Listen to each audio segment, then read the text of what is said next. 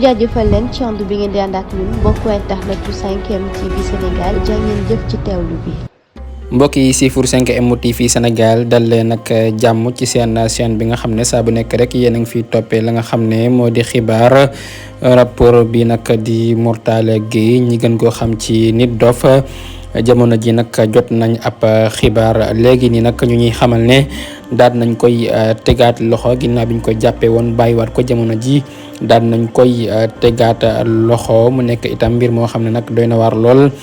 kenn xamagul nag lan moo waral ñu teg ko loxo moom Mortalla Gueye mu nekk itam mbir yoo xam ne nag doy na waar lool ginnaaw bi ñu ko jàppee woon bàyyiwaat ko jamono ji daan nañ koy tegaat loxo moom Nit Doff wax ci cour suprême audience bi nga xam ne nag tey jii nag ñu ngi koy amal ci mbirum Ousmane Sonko ngir rek ñi mën koo jox la nga xam ne rek moo di ay fiches de parrainage am moom Ousmane Sonko tey jii nag loole nag nekk na loo xam ne jamono ji Sénégal yi nag ñu ngi koy daal di xaarandi tey ji foofee nga xam ne rek moo di ca cour suprême ñëpp nag di xaarandi ba xam nag lan mooy tukkee ko ca boobule mbir jamono ji nag